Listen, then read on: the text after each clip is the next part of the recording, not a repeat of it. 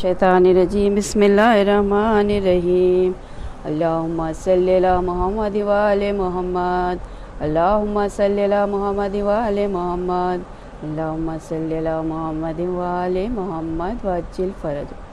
بسم اللہ الرحمن الرحیم. روی عن فاطمۃ الزہراء سلام اللہ علیہا انہا قالت دخل علی برسول اللہ صلی اللہ علیہ وآلہ وسلم فی بعض الایام وقال لي يا فاطمة إني أجد في بدني ضعفا فقلت له أعوذك بالله يا أبتا من الضعف فقال يا فاطمة آيتني بالكساء قلماني وغطيني به. قالت فاطمة سلام الله عليها فأتيته بالكساء وغطيته به وسرت أنظر إليه وإذا وجهه أطلع نورا كأنه البدر في ليلة تمام كماله الصلوات. اللهم صل على محمد وآل محمد وعجل فرجه. قالت فاطمة سلام الله عليها فما كانت إلا ساعة وإذا بولدي الحسن قد أقبل وقال السلام عليك يا أمه فقلت عليك السلام يا قرة عين ثمرة فؤادي. فقال لي يا أمه إني أشم عندك رائحة طيبة كأنها رائحة جد رسول الله صلى الله عليه وآله وسلم وعلي. فقلت نعم إن جدك نائم تحت الكساء. فأقبل الحسن نحو الكساء وقال السلام عليك يا جدة السلام عليك يا رسول الله أتأذن لي أن أدخل معك تحت هذا الكساء. فقال له نعم قد أذنت لك. فدخل الحسن عليه السلام معه تحت الكساء. قالت فاطمة سلام الله عليها فما كانت إلا ساعة وإذا بولدي الحسن وإذا بولدي الحسين عليه السلام قد أقبل وقال السلام عليك يا أمه. فقلت عليك السلام يا قرة عيني ثمرة فؤادي. فقال يا أمه إني أشم عندك رائحة طيبة كأنها رائحة جد رسول الله صلى الله عليه وآله. فقلت نعم إن جدك وأخاك نائمان تحت الكساء. فدني الحسين نحو الكساء وقال السلام عليك يا جدة السلام عليك يا من يختار الله تأذن لي أن أكون معكما تحت هذا الكساء. فقال له نعم قد أذنت لك يا حسين. فدخل معهما الحسين عليه السلام تحت الكساء. قالت فاطمة عليه السلام فما كانت إلا ساعة وإذا بأبي الحسن علي عليه السلام قد أقبل وقال السلام عليك يا أمه.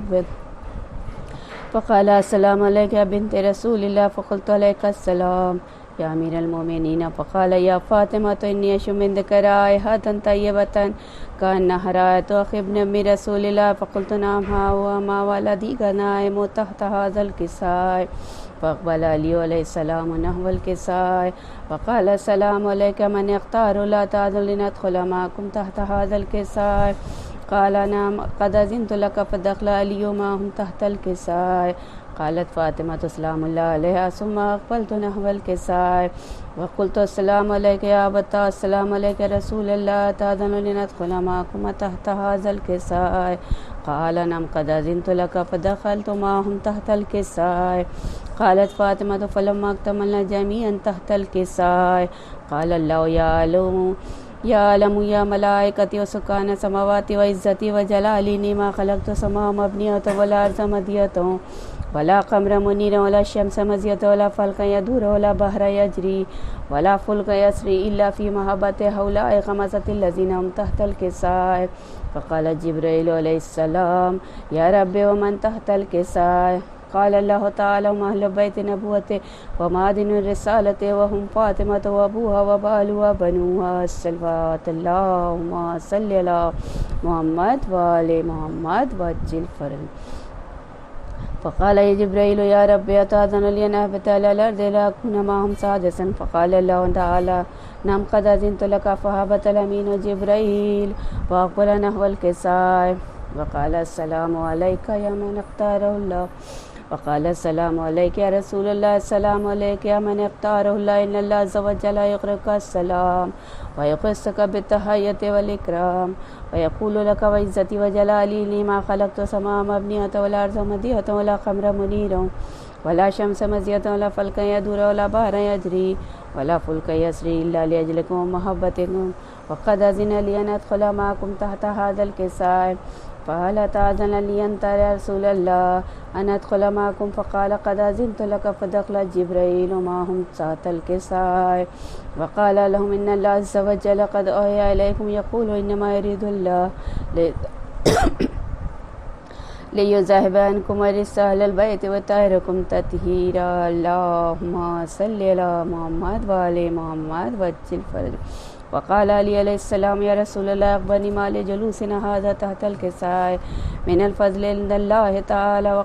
فقال النبي والذي بعثني بالحق نبيا واصطفاني برسالة نجيا ما ذكر خبرنا هذا في محفل من محافل أهل الأرض وفي جام من شيعتنا ومحبين إلا ونزلت عليهم رحمته وحفت بهم ملائكة واستغفرت لهم لا يتفرقوا. اللهم صل على محمد وآل محمد وعجل فرجهم. فقال علي علیہ السلام إذا والله فوزنا وسعيدنا كذلك شيعتنا فازوا وسعيدوا رب الكعبة. فقال رسول الله والذي بعثني بالحق نبيا واصطفاني برسالة نجيا ما ذكر خبرنا هذا في محفل من محافل أهل الأرض وفيه جم من شيعتنا وفيهم مهموم إلا فرج الله همه ولا مغموم إلا وكشف الله غمه ولا طالب حاجته إلا وقضي الله حاجته. فقال علي والله فوزنا وسعيدنا كذلك شيعتنا فازوا وسعيدوا في الدنيا والآخرة رب الكعبة. اللهم صل على محمد وآل محمد. اللهم صل على محمد وآل محمد. اللهم صل على محمد وآل محمد وعجل فرجهم.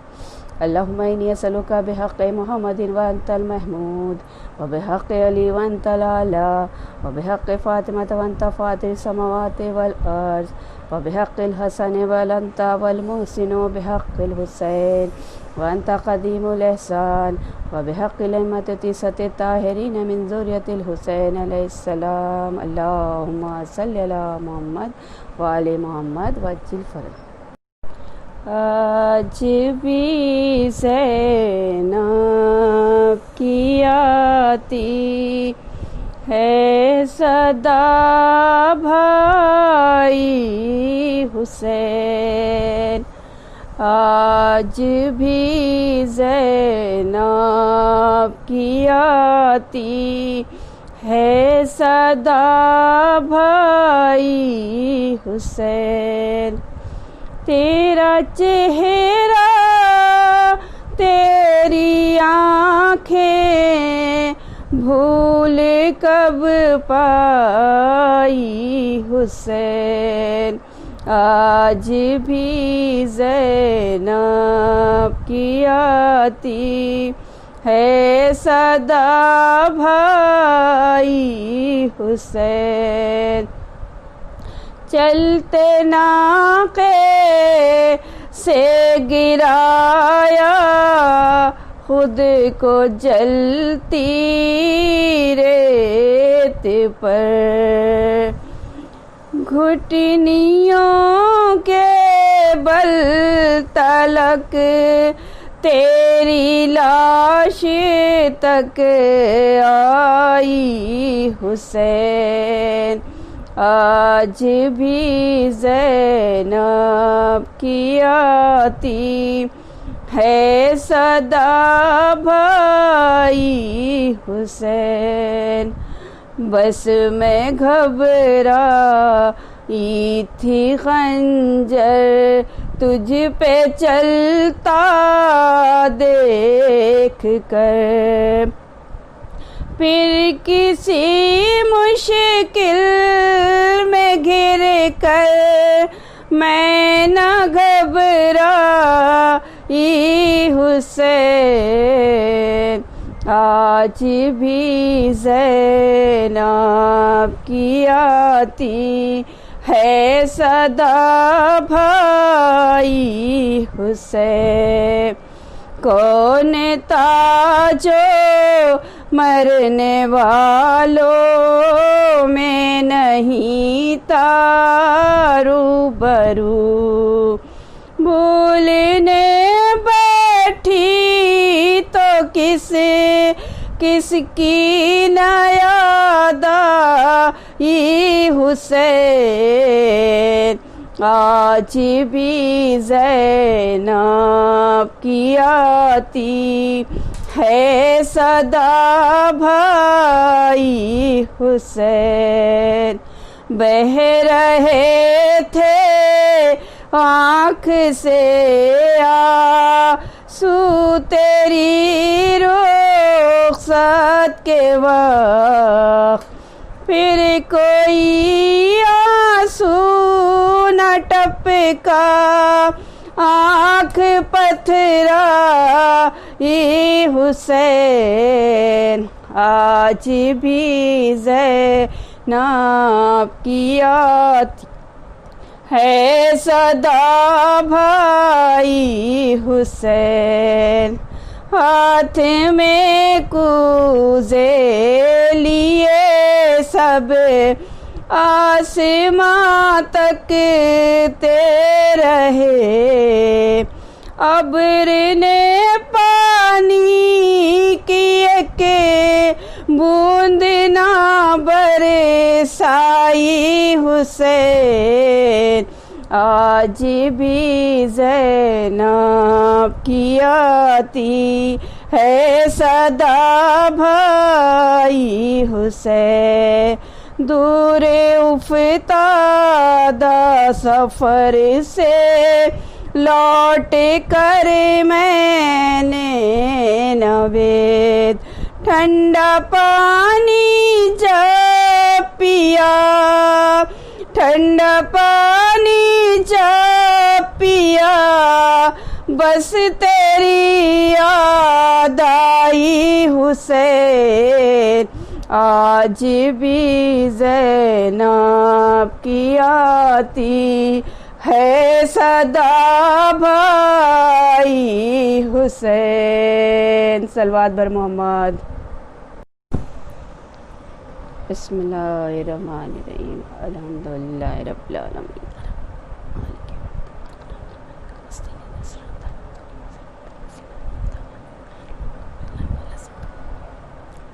اعوذ باللہ من الشیطان الرجیم، بسم اللہ الرحمن الرحیم، اللہم کل ولیک الحجۃ ابن الحسن صلواتک علیہ وعلی آبائہ فی ہذہ الساعۃ وفی کل ساعۃ، ولیوں وقائدوں وناصروں ودلیلوں وعینا حتیٰ تسکنہ ارضک طوعا وتمتعہ فیہا طویلا۔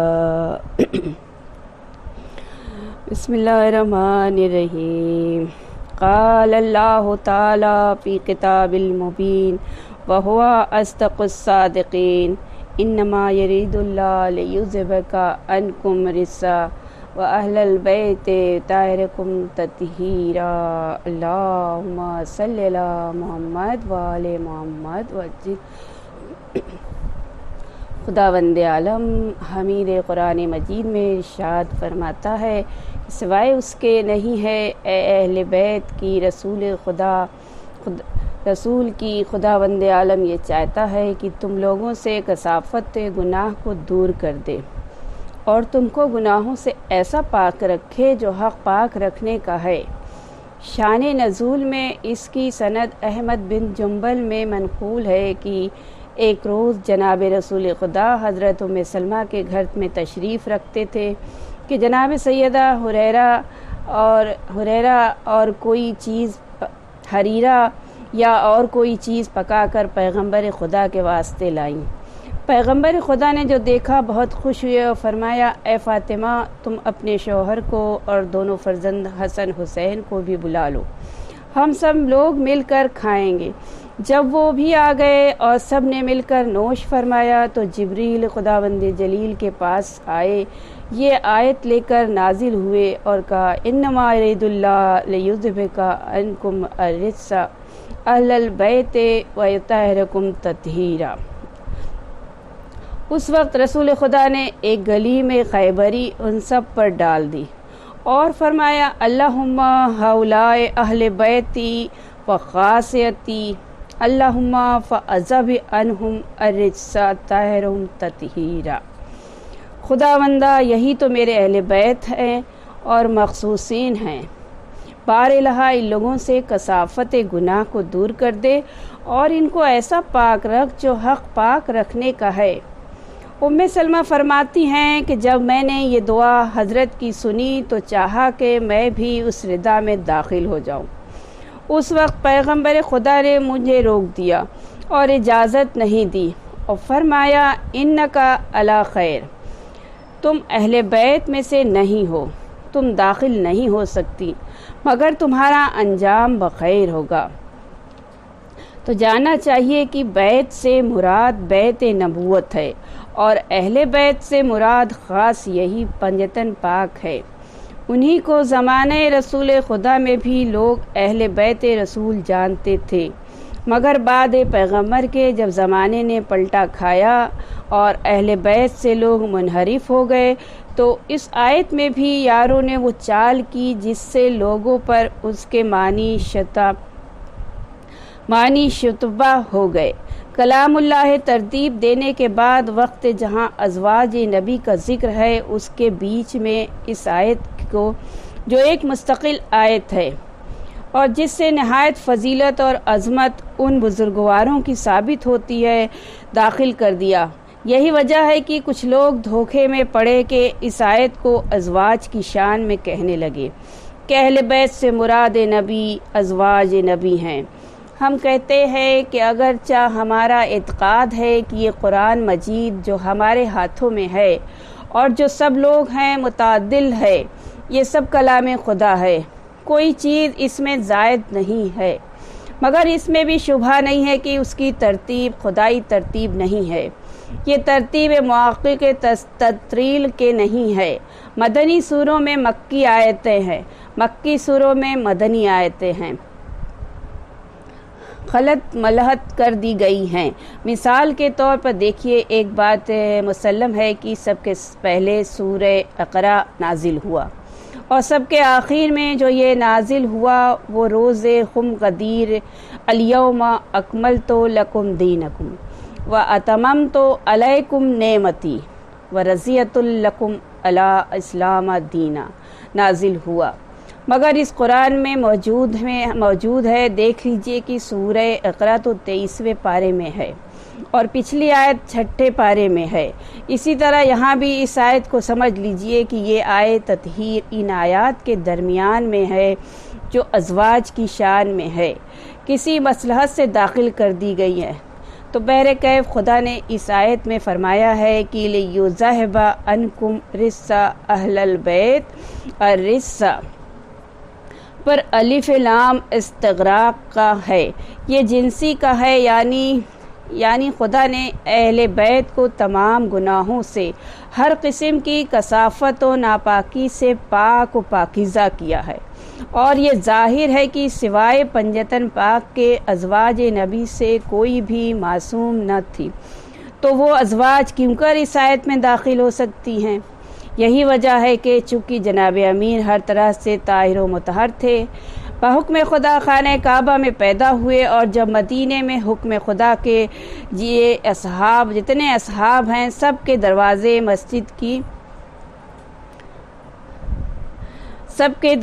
مسجد کی جانب سے بند کیے جائیں سوائے دروازے علی ابن ابی طالب کے، تو حضرت نے اس حکم کو بیان کیا اور فرمایا کہ رسول خدا کا بہت سے لوگوں کو ناگوار گزرا۔ عباس نے بھی اس میں کچھ کلام کیا۔ عمر نے کہا یا رسول اللہ، ہمارے واسطے ایک کھڑکی مسجد کی طرف سے رہنے دیجیے کہ کبھی کبھی ادھر سے مسجد میں چلے جایا کریں گے، تو فرمایا ہرگز نہیں، ایک انگل کی بھی اجازت نہیں ہے۔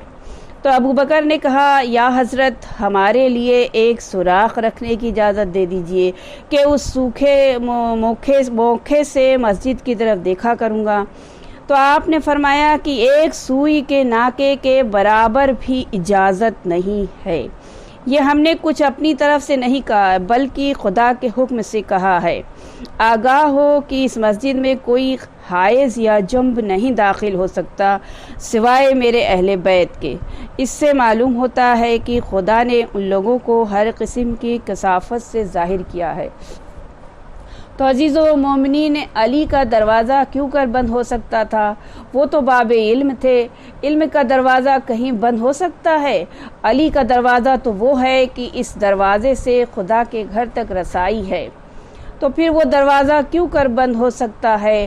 مفتی صاحب مرحوم فرماتے ہیں، تو شاعر نے فرمایا ہے کہ شد فیضاب ہر وہ دوسرا ازور علی، ببہر ان کا گشت جدا آزرد علی، بکشور مصطفیٰ اور حیدر بمسجدش، یعنی کہ می رسی بخدا آزرد علی۔ اللہم صلی علی محمد وآل محمد۔ اس کے علاوہ اور بھی دلائل کو سنیے جس سے بنسبت صریح ثابت ہوتا ہے کہ اہل بیت سے ازواج نبی مراد نہیں ہیں۔ اولاً اس آیت کی ضمیروں کو خیال کیجئے کہ جتنی ضمیریں ہیں جیسے کہ انکم اور یطہرکم، وہ سب ضمیریں جمع مذکر کی ہیں، اور اس کے اول آخر کی آیتوں میں جو ازواج کی شان میں ہے وہ سب ضمیریں جمع مؤنث کی ہیں۔ جیسے اس کے بعد فرماتے ہیں کہ اس کے بعد آئے تطہیر جس میں ضمیریں جمع مذکر کی ہیں، اس کے بعد پھر ضمیریں جمع مؤنث کی ہیں، جیسے یہاں پر آیت ہے لیکن میں آیت کو نہیں پڑھ رہی ہوں۔ اگر اس آیت تطہیر ازواج مراد ہوتی تو خدا فرماتا ہے کہ انکم یطہرکم تطہیرا۔ دوسرے ازواج کے گھر علیحدہ علیحدہ تھے جس کو خدا نے بیعود کے لفظ سے ذکر کیا ہے، جیسا کہ فرماتا ہے قرآن مجید میں، خداوند عالم ارشاد فرماتا ہے کہ اس آیت تطہیر میں ازواج سے مراد ہوتی تو اہل بیت نے فرمایا۔ تیسرے نانی ام سلمہ سے بھی ازواج تھیں، جب اس قصہ میں داخل ہونے کو چاہا حضرت نے روک دیا اور وہ داخل اہل بیت نہ ہو سکی۔ اگر ازواج کی شان میں یہ آیت ہوتی تو ان کو پوچھنے کی کیا حاجت تھی، اور پھر کیوں روک دی گئیں؟ تو چوتھے صحیح ترمذی وغیرہ میں لکھا ہے کہ بعد نازل ہونے اس آیت کے پیغمبر خدا صبح کے وقت دروازے جناب امیر فاطمہ پر جا کر آواز دیتے تھے اور کہتے تھے السلام علیکم یا اہل البیت نبوت ورحمۃ اللہ وبرکاتہ، صلاۃ و سلام ہو تم پر اہل بیت اور رحمت اللہ کی اور برکت اس کی تم پر نازل ہو، نماز کو اٹھو۔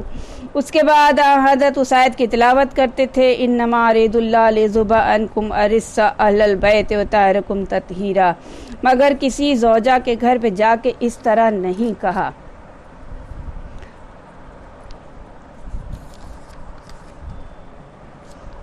پانچویں، کہیں قرآن میں ازواج نبی کو خدا نے اہل بیت نہیں کہا ہے، بلکہ کہیں تو نساء کا لفظ فرمایا ہے اور کہیں ازواج کا لفظ آیا ہے۔ سورہ تحریم میں چند مقاموں میں ازواج نبی کون سا؟ یہ ازواج کے لفظ سے ذکر کیا ہے۔ خود اسی مقام پر دیکھ لیجئے جہاں آیت تطہیر میں اہل بیت کا ذکر ہے، وہاں بھی خدا نے ازواج پیغمبر کو یا نساء کے لفظ سے ذکر کیا ہے یا ازواج کے لفظ سے، جیسا کہ فرمایا ہے۔ اور اس آیت تطہیر میں اہل بیت سے ازواج نبی کیوں کر مراد ہو گئی؟ چھٹے ازواج کی شان میں اس مقام پر برابر آیت انعام کی ہیں، جیسا کہ فرمایا ہے یا ایھا النبی قل ازواجک وگستنا تردنا الحیات الدنیا وزینتها فتعالین امتکم اسرحکن سراحا جمیلا۔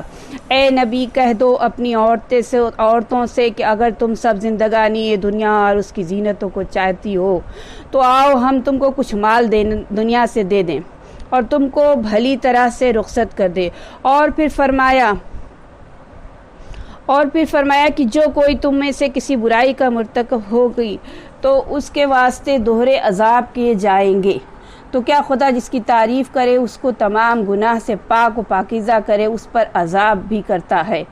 اور اس سے معلوم ہوا کہ اس آیت تطہیر کے مصداق وہی پنجتن پاک اور باقی 9 امام ہیں جو ذریت سے امام حسین کی ہیں اور معصوم ہیں، اور اس آیت سے مراد خاص وہی اہل بیت اطہار ہے جن کے بارے میں پیغمبر نے فرمایا تھا جس کی مثال ہے کہ میرے اہل بیت کی مثال کشتی نوح کی ہے جو اس پر سوار ہو، اس نے نجات پائی، اور جو اس سے علیحدہ ہوا وہ دریا سے ضلالت میں غرق ہوا، اور نہ میں بیٹھ گیا ورنہ میں بیٹھ گیا۔ اور وہی اہل بیت مراد ہے جن کے بارے میں پیغمبر نے فرمایا تھا کہ انی تارکم فیکم الثقلین، میں تم لوگوں میں سے انی تارکم فیکم الثقلین کتاب اللہ و عترتی اہل بیتی ما تمسکم بما لن تضلوا بعد وانہا لن یفترہا حتی اردوا علی الحوض۔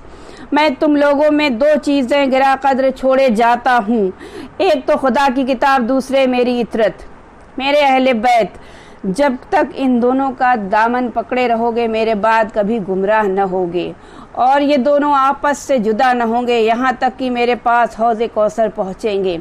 بلکہ روایت صحیح مسلم میں حضرت نے مقرر فرمایا ہے کہ میں تم لوگوں کو اپنے اہل بیت کے بارے میں خدا کو یاد دلاتا ہوں کہ خوف خدا کرنا اور میرے اہل بیت سے بنے کی مدارات پیش آنا۔ تو عزیز و مومنین، باوجود اس قدرت تاکید و تحدید رسول کے امت نے اہل بیت کے مرتبے کو نہ پہچانا۔ بعد وفات رسول کون کہے آپ کی زندگی میں ہی اہل بیت کا ساتھ چھوڑ دیا تھا، اور حسبنا اللہ کتاب اللہ کہہ کے ٹال دیا۔ حالانکہ اہل بیت رسول برابر امت کو اس حدیث کو یاد دلاتے رہے مگر کسی نے قبول نہ کیا۔ جب جناب امیر نے وقت احتجاج اپنے لیے رسوائی سے قرابت قربیہ اور اہل بیت ہونے کو قوم کو یاد دلایا، امام حسن نے بھی بعد شہادت جناب امیر جو خطبہ پڑھا ہے اس میں اپنے اہل بیت ہونے کو اور آیت تطہیر اور مودت کو شان اہل بیت میں نازل ہونے کو ارشاد فرمایا ہے۔ امام حسین نے بھی روز عاشورہ کربلا میں کتاب خدا ہاتھوں میں رکھ کر بلند کر کے دکھا دیا اور اس حدیث کو یاد دلا دیا جو پیغمبر نے فرمایا تھا کہ دیکھو ہم تم لوگوں میں دو چیزیں چھوڑے جاتے ہیں، قرآن اور اہل بیت کو دیکھو، یہ کتاب خدا ہے اور ہم اہل بیت ہیں۔ مگر دشمنان دین نے کچھ خیال نہ کیا اور سب اہل بیت رسول کے دشمن ہو گئے۔ معاویہ جو سردار اہل بیت امیر المومنین میں برابر لڑتا رہا، یہاں تک کہ جب اس نے حضرت کی شہادت کی خبر سنی تو بہت خوش ہوا اور تکبیر بھی کہی۔ امام حسن کو جو اہل بیت سے تھے معاویہ نے زہر دلوا کر شہید کیا، حالانکہ ان کے فضائل مراتب علم و زہد سے خوب واقف تھے۔ ایک مرتبہ عمر خاص نے معاویہ سے کہا کہ اس وقت حسن سے کہو کہ ممبر پر جا کر خطبہ پڑھیں۔ ان کی زبان لکلت کرنے لگی، کچھ بیان نہ کر سکیں گے، سب لوگوں کے سامنے خفیف و ذلیل ہوں گے۔ معاویہ نے آپ سے فرمائش کی، امام حسن ممبر پر گئے اور نہایت فصاحت و بلاغت سے خطبہ ارشاد فرمایا۔ صلوات اللہم صلی علی محمد وآل محمد وعجل فرج۔ آخر میں فرمایا کہ ایھا الناس، جو مجھے پہچانتا ہے وہ تو پہچانتا ہے، اور جو نہیں پہچانتا وہ جان لے کہ میں ہوں حسن، فرزند ابن ابی طالب کا میں ہوں فرزند اس کا جو سابق الاسلام تھا۔ میری ماں فاطمہ رسول خدا کی بیٹی ہوں، میں ہوں فرزند اس کا جو بشیر نذیر ہے، میں ہوں فرزند اس کا جو سراج منیر ہے، میں ہوں فرزند اس کا جو رحمت العالمین ہے۔ یہاں تک کہ بیان کیا تھا کہ معاویہ گھبرا گیا، چاہا کہ کلام کو حضرت کے قطع کر دے اور آپ کو شرمندہ کرے۔ کہنے لگا، اے ابو محمد یہ سب رہنے دیجئے، کچھ خرمے کی صفت بھی بیان کیجئے۔ تو فرمایا، اچھا سنو، مثال کی ہوا تو اس کی بار رو کرتی ہے اور جنوب کی ہوا پھل نکالتی ہے، شمال کی ہوا تو اس کی بارو کرتی ہے اور جنوب کی ہوا پھل نکالتی ہے، اور آفتاب اس کو پختہ کرتا ہے، تو مہتاب اس کو مراد پر لاتا ہے اور رات اس کو خنک کرتی ہے اور مزے کو اس کے خوشگوار بنا دیتی ہے۔ اللہم صلی علی محمد وآل محمد۔ عزادارو منقول ہے کہ ایک مرتبہ امیر المومنین کوفے میں مقام رہبہ میں تشریف رکھتے تھے اور گرد اس جناب کے لوگ جمع تھے کہ ایک شخص اٹھ کھڑا ہوا اور کہنے لگا، یا امیر المومنین، میں آپ کے شہر کا رہنے والا ہوں اور آپ کی رعایا سے ہوں۔ فرمایا تو میری رعیت ہے اور ضمیر ہے، شہر کا رہنے والا ہے، بلکہ ابن اصفر پادری نے کچھ مسائل مشکلہ معاویہ کے پاس بھیجے تھے اور لکھا تھا کہ اگر تو خلیفہ نبی ہے تو ان سب کا جواب دے، اگر جواب باثواب دیے تو میں تیرے لیے تحفے بھیجوں گا اور تیرا دین اختیار کروں گا۔ جب اس سے جواب نہ چلا تو اس نے تجھے میرے پاس پوچھنے کو بھیجا ہے۔ تو اس شخص نے کہا یا امیر المومنین، آپ نے سچ فرمایا، معاویہ نے پوشیدہ مجھے بھیجا تھا جسے سوائے خدا کے کوئی نہیں جانتا تھا، مگر آپ اس پر مطلع ہو گئے۔ تو فرمایا خیر میرے ان دونوں فرزند میں سے جس سے تیرا جی چاہے پوچھ لے۔ امام حسن کی طرف متوجہ ہوا اور کہنے لگا کہ امام حسن سے فرمایا تو یہ دریافت کرنے آیا ہے۔ امام نے امام حسن سے فرمایا تو یہ دریافت کرنے آیا ہے کہ حق و باطل میں کیا فرق ہے، اور آسمان و زمین میں کتنی دوری ہے، اور مشرق و مغرب میں کتنی مسافت ہے، اور قوس و قزح یعنی دھنک کیا چیز ہے اور مؤنث کیا ہے، اور وہ 10 چیزیں جن میں سے ایک دوسرے غالب تر ہے اور کیا ہیں۔ اس نے کہا سچ فرمایا، آپ نے انہی چیزوں کے پوچھنے کے لیے، آپ سے انہی چیزوں کو پوچھنے کے لیے میں آیا ہوں۔ تو امام نے فرمایا اچھا سن لے، حق و باطل میں 4 انگل کا فرق ہے، جسے تو نے آنکھ سے دیکھا وہ حق ہے، اور جسے کان سے سنا وہ اکثر غلط اور باطل ہوا کرتا ہے، اور آسمان و زمین اتنی دوری ہے کہ مظلوم کی دعا اور آنکھ کی روشنی پہنچ جاتی ہے، اور مشرق و مغرب میں اتنی مسافت ہے کہ جسے ایک دن میں آفتاب طے کرتا ہے۔ اور فرمایا قوس و قزح نہ کہہ، اس لیے کہ قزح شیطان کا نام ہے، اس کے لیے کمان کہاں، یہ قوس خدا ہے، ارزانی کی علامت ہے، اور اہل زمین کے لیے غرق سے باعث امان ہے۔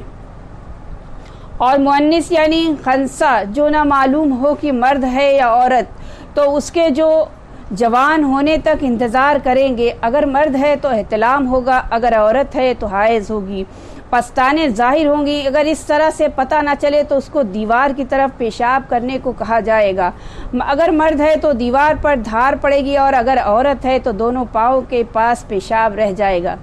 لیکن وہ 10 چیزیں کی بعض ان میں سے بعض سے سخت و غالب تر ہیں، پس سب سے زیادہ سخت خدا نے پتھر کو پیدا کیا ہے، اور اس سے زیادہ سخت لوہا ہے جو پتھر کو کاٹ ڈالتا ہے، اور لوہے سے زیادہ سخت آگ ہے جو اسے پگھلا دیتی ہے، اور آگ سے زیادہ سخت پانی ہے جو اسے بجھا دیتا ہے، اور پانی سے زیادہ سخت ابر ہے جو اسے اٹھائے رکھتا ہے، اور ابر سے زیادہ سخت ہوا ہے جو اس کو اڑائے پھرتی ہے، اور ہوا سے زیادہ سخت وہ فرشتہ ہے جو اسے جا بجا جہاں حکم کے خدا کا ہوتا ہے بھیجتا ہے، اس فرشتے سے زیادہ وہ سخت ملک الموت ہیں جو اس کو ہلاک کریں گے، اور ملک الموت سے زیادہ سخت موت ہے جو ان کو بھی فنا کر دے گی۔ موت سے زیادہ سخت حکم خدا ہے جو موت کو دفع کرتا ہے، بنابر دوسری روایت کے۔ یہ سن کر شامی نے کہا بے شک آپ فرزند رسول ہیں اور اس خلافت کے قابل آپ ہی ہیں، امیر المومنین علی ہیں نہ معاویہ۔ پھر ان مسائل کو لے کے معاویہ کے پاس گیا، اس نے ابن اصفر کے پاس بھیج دیا۔ اس نے جواب میں لکھا کہ اے معاویہ، تو دوسرے کا کلام پیش کرتا ہے اور دوسرے سے پوچھ کر جواب دیتا ہے، قسم مسیح کی یہ جواب سوائے خاندان رسالت کے کسی دوسرے کا بتایا ہوا نہیں ہے، تو اگر ایک درہم بھی اس کے عوض طلب کرے تو تجھے نہ دوں گا۔ اور واحدی نے اپنے تفسیر میں لکھا ہے کہ راوی کہتا ہے کہ ایک شخص کو میں نے دیکھا کہ مدینے میں مسجد رسول میں پیغمبر کی حدیثیں بیان کر رہا ہے، لوگ اس کے گرد جمع ہیں۔ میں نے اس سے پوچھا کہ شاہد وہ مشہور قرآن میں ہے، اس سے کیا مراد ہے؟ اس نے کہا شاہد روز جمعہ ہے اور مشہود روز عرفہ ہے۔ اس جگہ ایک شخص اور بھی حدیث بیان کرتا تھا، اس سے بھی میں نے پوچھا، اس نے کہا شاہد روز جمعہ ہے اور مشہود روز قربانی ہے۔ پھر میں نے ایک لڑکے سے جس کا چہرہ نورانی تھا اور وہ بھی رسول خدا کی حدیث بیان کرتا تھا، اس کو پوچھا تو اس نے کہا شاہد سے مراد محمد ہے، مشہود سے مراد روز قیامت ہے۔ میں نے دلیل پوچھی تو کہا کیا تو نے نہیں سنا کہ خدا فرماتا ہے انا ارسلناک شاہدن، اے نبی ہم نے تم کو شاہد اور امت کا نگہبان بنا کے بھیجا ہے۔ صلوات اللہم صلی اللہ محمد وآل محمد۔ اور پھر ایک مقام پر خدا فرماتا ہے کہ روز قیامت کل آدمیوں کے مجمع کا ہوگا اور یہی دن ہوگا کہ گواہیاں گزریں گی۔ تو راوی کہتا ہے کہ جب میں نے پہلے شخص کا حال دریافت کیا تو معلوم ہوا کہ ابن عباس تھے، جب دوسرے کو پوچھا تو معلوم ہوا ابن عمر تھا، جب تیسرے کی کیفیت پوچھی تو معلوم ہوا وہ حسن بن علی بن ابی طالب تھے، اور امام حسن کا قول سب سے بہتر ثابت ہوا۔ اللہم صلی علی محمد وآل محمد۔ اب کچھ حال اپنے آقا امام حسن کے زاہد و سخاوت کا بھی سن لیجئے۔ حدیث میں منقول ہے کہ آپ نے 25 حج پا پیادہ کیے۔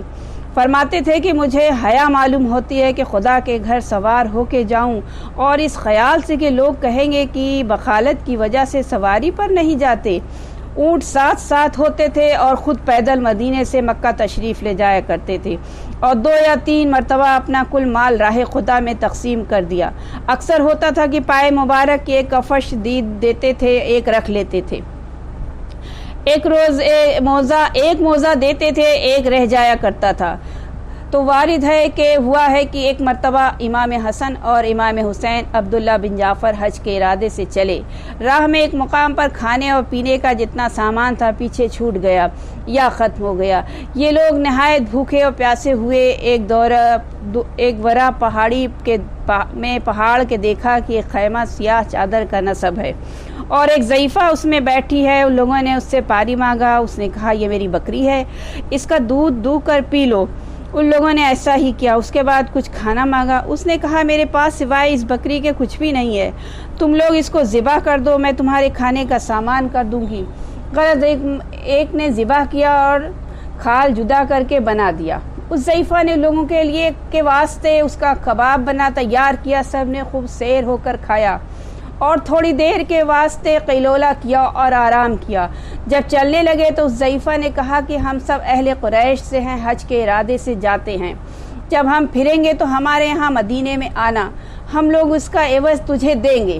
یہ کہہ کر وہ لوگ چلے گئے۔ جب اس کا شوہر آیا اور سب حال اس کا معلوم ہوا تو سن کر بہت غصہ ہوا اور اس ضعیفہ کو بہت مارا۔ کہنے لگا جن لوگوں کو پہچانتی بھی نہ تھی، فقط قریش کے نام پر تو نے میری بکری کو ذبح کر کے کھلا دیا۔ چند دنوں کے بعد جب ان سب کی حالت فقر و فاقہ کی پہنچی تو وہ وہاں سے کوچ کر کے مدینہ آئے، ایک اونٹ ساتھ لائے کہ بیچ کر گزر و اوقات کریں گے۔ اتفاقاً وہ بڑھیا کوچ ہائے مدینہ میں پھر رہی تھی کہ اس کا گزر اس مقام پر ہوا جہاں امام حسن اپنے دروازے پر بیٹھے ہوئے تھے۔ بڑھیا نے تو نہ پہچانا مگر امام نے پہچان لیا۔ غلام کو بھیج کر بلایا، جب آئی تو فرمایا اے ضعیفہ تو نے مجھے نہ پہچانا؟ اس نے کہا نہیں۔ فرمایا میں وہی ہوں جو حج کے سفر میں تیرا مہمان ہوا تھا اور تو نے اپنی بکری ذبح کر کے ہم لوگوں کی دعوت کی تھی۔ تو ضعیفہ نے کہا آپ پر میری ماں باپ قربان ہو جائیں، آپ وہی ہیں۔ غرض امام حسن نے 1000 بکری اور 1000 اشرفی اسے دی۔ اس کے بعد اس کو اپنے غلام کے ساتھ امام حسین کے پاس بھیج دیا۔ تو حضرت نے پوچھا بھائی نے کیا دیا؟ کہا 1000 بکری اور 1000 دینار دیا۔ ان حضرت نے بھی اسی قدر دیا۔ اس کے بعد اس ضعیفہ کو اپنے غلام کے ساتھ عبداللہ بن جعفر کے پاس بھیج دیا۔ انہوں نے بھی پوچھ کر اتنا ہی دیا۔ تو عزاداروں کے منقول ہے کہ ایک رابی غریب و نادار آپ کی خدمت میں آیا قبل اس کے کہ وہ کچھ سوال کرے، تو حضرت نے اپنے خزانہ دار سے فرمایا کہ جو کچھ اس وقت تیری تحویل میں ہے اسے دے دے۔ جب اس نے حساب کیا تو 20,000 درہم تھے، بموجب ارشاد کل اس کو دینے کا ہوا۔ عرابی نے کہا یا مولا آپ اتنی مہلت نہیں دیں کہ اپنی حاجت آپ سے بیان کرتا اور مدح میں کچھ اشعار پڑھتا؟ تو امام حسن نے فرمایا یہ اشعار ارشاد فرمایا، کچھ اشعار ارشاد فرمایا ہم وہ لوگ ہیں کہ ہماری بخشش و سخاوت ایک ایسی سرسبز شاداب ہری بھری چراگاہ ہے جسے میں امید اور آرزوؤں کے جانور سب کے سب چرا کرتے ہیں اور سیر ہوتے ہیں۔ تو ہمارے نفوس اس خوف سے کہ مسائل کی آبرو ریزی نہ ہو قبل اس کے کہ سوال کرنے اور معافی مانگنے کی دے دیتے ہیں اور اس کی حاجت پوری کر دیتے ہیں۔ اللہم صلی علی محمد وآل محمد۔ تو افسوس ایسے امام کو جو سخی ابن سخی ہو اور نواسے رسول سے تھے۔ تو معاویہ نے جادہ بنت اشعث کے ذریعے سے جو آپ کی ازواج تھی شہید کرا دیا۔ ایک روز آپ صوم سے تھے، وقت افطار پانی طلب کیا۔ اس ملولہ نے وہی زہر جسے معاویہ نے بھیجا تھا دودھ میں ملا کے حضرت کو دیا۔ پیتے ہی تمام جسم میں زہر پھیل گیا۔ راوی کہتا ہے کہ حسن بن علی کی وفات کے وقت میں اس کے پاس گیا، دیکھا سامنے تشت رکھا ہوا ہے، اس میں خون کی قے کر رہے ہیں اور زہر کی وجہ سے جگر کے ٹکڑے ہو کر لگن میں گرتے ہیں۔ میں نے کہا یا مولا آپ علاج کیوں نہیں کرتے؟ فرمایا بندے خدا موت کا کیا علاج کروں؟ میں نے کہا انا للہ و انا الیہ راجعون۔ پھر حضرت میری طرف متوجہ ہوئے، فرمایا قسم خدا کی مجھے رسول خدا فرما گئے ہیں کہ میرے بعد اس امر خلافت کے لیے 12 امام حجت خدا ہوں گے، اور ان میں سے کوئی تو زہر سے شہید کیا جائے گا اور کوئی تلوار سے قتل کیا جائے گا۔ اس کے بعد وہ تشت اٹھا دیا گیا۔ میں نے کہا یا مولا اس وقت آخر میں مجھ سے کچھ واعظ نصیحت ارشاد کیجئے۔ فرمایا بہت اچھا، سن لے، تو اپنے سفر آخرت کے لیے مستعد و آمادہ راہ اور قبل پہنچنے موت کے زادِ راہ حاصل کر لے۔ اس بات کو جان کہ تو دنیا کو طلب کرتا ہے اور موت تجھے طلب کرتی ہے، اور آج کے دن جس میں تو ہے کل کے دن کے لیے جو ابھی آیا نہیں ہے۔ فکر نہ کرو، غم نہ کھا، اس بات کو جان لے جو کچھ مال دنیا میں اپنی طاقت سے باہر تو جمع کرتا جاتا ہے تو اس کا غیر کے لیے خزانہ دینار ہے، یعنی ورثہ لے لیں گے یا تلف و برباد ہو جائے گا۔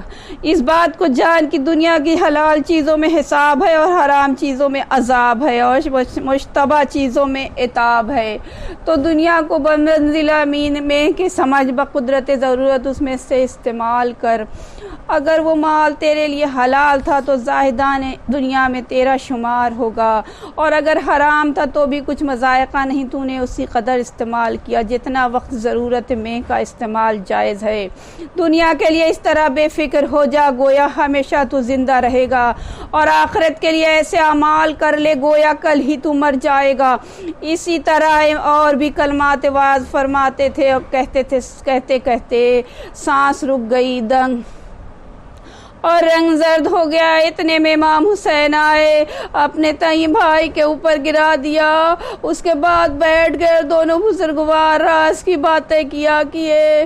امام حسن نے امام حسین سے کچھ وصیتیں کی، ان کے فرمایا اے بھائی تم مجھے غسل دینا اور کفن کرنا، میرے جنازے کو اٹھا کرنا نہ کہ روضے میں لے جانا کہ میں عہد کو تازہ کروں اور آخری زیارت کر لوں۔ اس کے بعد میری لاش کو میری دادی فاطمہ بنت اسد کے پاس دفن کر دینا۔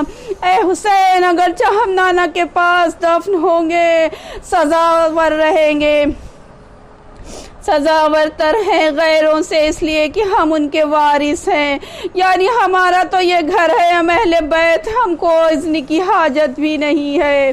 بخلاف ان لوگوں کے اس گھر میں بے اذن داخل کر دیے گئے تو نہ رسول خدا نے اپنی زندگی میں اجازت دی تھی، نہ بعد وفات حکم خدا ہے۔ تم لوگ نبی کے گھر میں داخل ہو جب تک اجازت نہ دی جائے، مگر لوگوں نے اس کے بالکل خلاف کیا اور ان کے لیے وبال ہو گیا۔ مگر اے حسین بعد زیارت تو مجھے میری دادی فاطمہ بنت اسد کے پاس دفن کرنا اور ہرگز خوریزی نہ کرنا۔ بعد وفات امام حسین نے غسل دیا اور کفن کیا اور تابوت میں رکھ کر طواف کے لیے خیال کے روضے رسول میں لائے۔ بنی امیہ مجھے سمجھے کہ دفن کرنے لائے ہیں، آمادہ جنگ ہو گئے، تیرے باراں کرنے لگے۔ ابن عباس نے کہا اے مروان اگر حسن روضے رسول میں دفن کرنے کو کہہ گئے ہوتے تو تیری کیا مجال تھی کہ تو روک لیتا، لیکن ہم لوگ اس لیے جنازے کو یہاں لائے ہیں کہ یہ اپنے نانا کی آخری زیارت کر لے۔ انہوں نے خود وصیت کی ہے کہ ان کی دادی فاطمہ بنت اسد کے پاس دفن کیے جائے۔ امام حسین نے بھی فرمایا اے قوم، اگر بھائی کی وصیت نہ ہوتی کہ کچھ بھی خون نہ بہایا جائے تو اس وقت دیکھ لیتے کہ خدا کی تلواریں کیوں کر تم لوگوں سے انتقام لیتی ہے۔ تم لوگوں نے عہد شکنی کی اور تمہارے جو معاہدہ تھا اس کو بھلا دیا، اور پھر اس جنازے کو جنت البقیع میں لائے اور دفن کیا۔ لوگ جب بعد دفن واپس گئے تو امام حسین قبر کے پاس بیٹھ گئے، روئے اور یہ اشعار مرثیہ کے بھائی کے غم میں پڑھنے لگے۔ اے بھائی، بعد آپ کے کیا میں اپنے سر میں تیل لگاؤں؟ اے بھائی، کیا ریش کو آراستہ خوشبو کروں؟ اپنے لباس قبر میں سوئے ہیں، اپنے آپ بے لباس قبر میں سوئے ہیں، سر آپ کا خاک میں بھرا ہوا ہے۔ کیوں کیا ہو سکتا ہے کہ دنیا جس سے میں پسند کروں فائدہ اٹھاؤں؟ اب تو جو آپ کے پاس ہے وہی مجھے محبوب ہے۔ میں آپ کے غم میں ہمیشہ روتا رہوں گا جب تک کہ قمری و کبوتر جب تک کہ باد صبار ہوائے جنوب چلا کرے گی، اور جب تک کہ قطرہ بھی آنسو کا میری آنکھ سے نکلے گا۔ اے بھائی، میں برابر رویا کروں گا، اور جب تک کہ حجاز کے درختوں کی ایک شاخ بھی سرزب رہے گی بھائی آپ پر گریا کرتا رہوں گا، اور بہت طولانی آنسو بھی مثل بارہ کے بہتے رہے۔ مولا آپ ہی نظر سے دور مگر قبر پیش نظر ہے۔ الا لعنت اللہ القوم الظالمین۔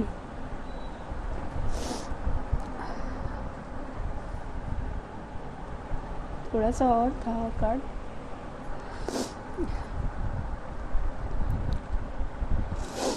اندر حالت غربت و تنہائی میں قبر کے چاروں طرف زمین آباد معمور ہے۔ بے شک جو کوئی زمین کے نیچے سوتا غریب و تنہا رہا کرتا ہے، اے بھیا جو زندہ بچ گیا اس کو چاہیے کسی کے مرنے کی خوشی نہ کرے، اس لیے کہ ہر شخص کی قسمت میں ایک روز مرنا ہے جس کسی کا مال لوٹ لیا جائے اور وہ نادار ہو جائے۔ وہ ایسا مصیبت زدہ آفت رسیدہ نہیں ہے کہ جیسا وہ شخص جو اپنے بھائی کو خاک کے اندر چھپا دے اور دفن کرے۔ اے بھائی، آپ کے عزیز و قرابت داروں کے لیے اب تو یہی رہ گیا ہے، خواب میں شب کے آفتاب کو کبھی دیکھ لے، آپ سے باتیں کر لے۔ حالانکہ بعد مرنے کے جب قبر میں کوئی پہنچ گیا تو پھر اس کے لیے کوئی کراہت مندی باقی نہیں رہتی۔ تو عزادارو، امام حسن کو امام حسین نے غسل دیا، کفن دیا، نماز پڑھی اور دفن کیا۔ قبر پر بیٹھ کر روتے رہے، مرثیہ کہا، مگر جب امام حسین کربلا میں شہید ہوئے تو نہ کسی نے غسل دیا، نہ کفن دیا، ہائے نہ دفن کیا، نہ کوئی لاش پر رونے والا تھا۔ کون روتا؟ اہل بیت رسول اشقیاء قید کر کے لے گئے تھے۔ امام زین العابدین بھی نہیں تھے جو اپنے باپ کے پاس بیٹھ کے روتے تھے اور مرثیہ پڑھتے۔ اشقیاء ان کو بھی طوق و زنجیر میں گرفتار کر کے لے گئے۔ الا لعنت اللہ علی القوم الظالمین وسيعلم الذین ظلموا ایھا المنقلب ینقلبون۔ بار الہ پروردگارا پنجتن پاک بارہ امام چہردہ معصوم اسلام کا اصلے سے ہماری اس قلیل سے عزاداری کو قبول فرمانا۔ بار الہ ہمارے امام زمانہ کو صحت و سلامتی عطا فرمانا اور ہم سب کو ان کے اصحاب میں شمار فرمانا۔ بار الہ جو بھی مومنین بیمار ہیں ان سب کو صحت و سلامتی عطا فرمانا۔ پروردگارہ جو بے روزگار ہیں، جو جہاں جہاں پریشان حال ہیں، اس وقت جو وبا میں پریشان ہیں، ان سب مومنین کو اپنی حفظ و امان میں رکھنا اور ان کو ہر بلاؤں سے دور رکھنا، اور پروردگارہ پنجتن باغ بارہ امام چہردہ معصوم اسلام کے ہر مشکل کو آسان کرنا۔ ربنا تقبل منا انک انت السمیع۔ ماتم حسین۔